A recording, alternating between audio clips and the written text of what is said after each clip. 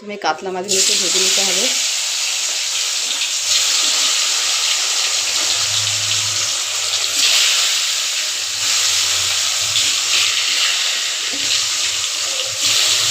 আমি এখানে অনেক কটাই কাতলা মাছের পিস নিয়ে নিয়েছি।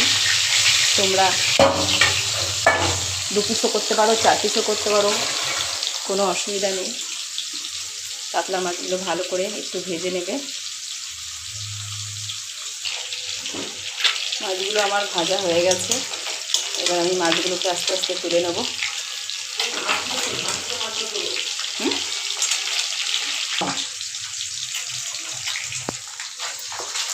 মাছগুলো তুলে নিলাম।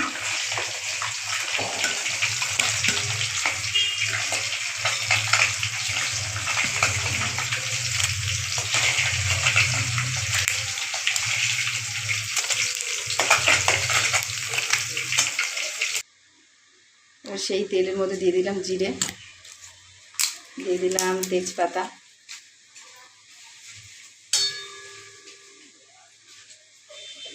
তেজপাতাটা একটু লাল লাল হয়ে গেলেই এরপরে আমি দিয়ে দেবো আমি দিয়ে দেবো পেঁয়াজ। এইভাবে রান্না করলে দারুণ স্বাদের একটা খাওয়া, এই দিয়েই ভাত খাওয়া হয়ে যাবে।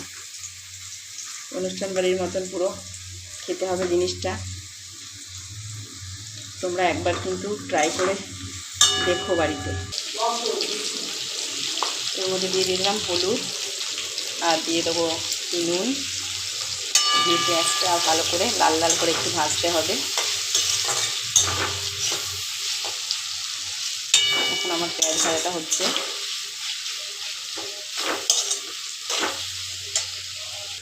পেঁয়াজটা আমার ভাজা ভাজা হয়ে গেছে।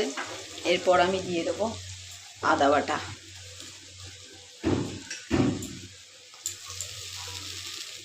আদা বাটাটা দিয়ে ভালোভাবে কষাতে হবে যাতে আদার গন্ধটা না আসে। আদা বাটা দিয়ে ভালো করে আমি কষিয়ে নিচ্ছি। এবার আমি একটা বাটিতে নিয়ে নেব টক দই পরিমাণ মতন।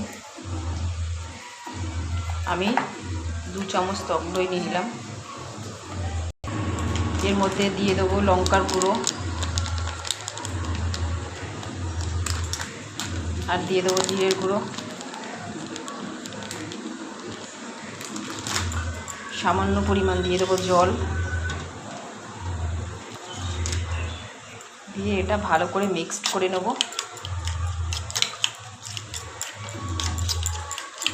মিক্স করে এটা রেখে দেবো 5 মিনিট মতো।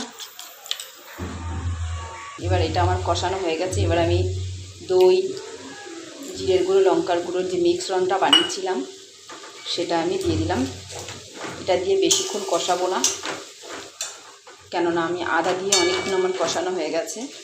এটা দিয়ে আর অল্প সময় একটু কষে সামান্য পরিমাণ জল দিয়ে দেবো।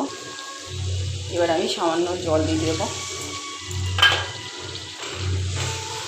বেশি জল দিলে ভালো লাগবে না, তাই যেহেতু কষা কষা হবে তাই অল্প পরিমাণেই জল দিয়ে দিয়েছি। এইবার এটা ফুটে উঠলে আমি মাছগুলো দিয়ে দেবো। এবার আমি কাতলা মাছগুলো এক এক করে ছেড়ে দিলাম।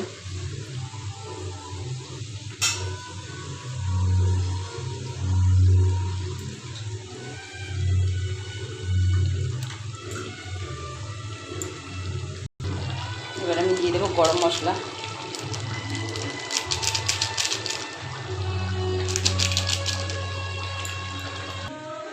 আমার দই কাতলা কমপ্লিট। দেখতেও যেরকম সুন্দর হয়েছে, খেতেও খুব দারুণ।